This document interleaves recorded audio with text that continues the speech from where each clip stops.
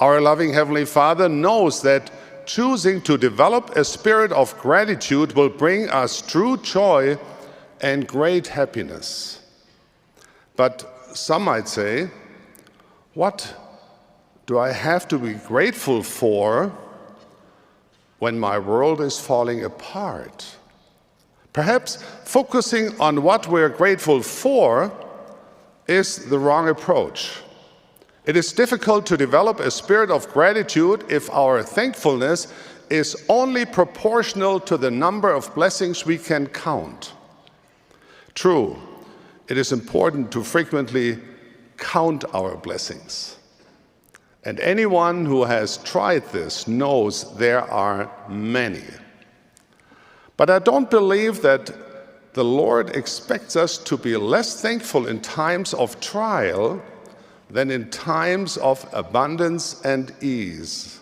In fact, most of the scriptural references do not speak of gratitude for things, but rather suggest an overall spirit or attitude of gratitude. It is easy to be grateful for things when life seems to be going our way.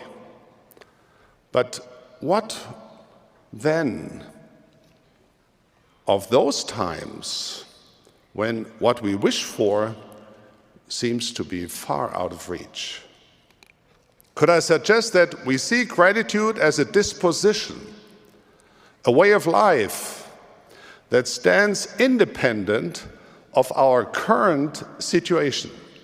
In other words, I'm suggesting that instead of being thankful for things, we focus on being thankful in our circumstances, whatever they may be. There's an old story of a waiter who asked a customer whether he had enjoyed the meal. The guest replied that everything was fine, but it would have been better if they had served more bread. The next day, when the man returned, the waiter doubled the amount of bread, giving him 4 slices instead of 2. But still, the man was not happy. The next day, the waiter doubled the bread again without success.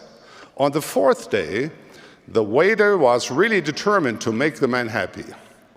And so he took a 9-foot-long loaf of bread, cut it in half, and with a smile served that to the customer.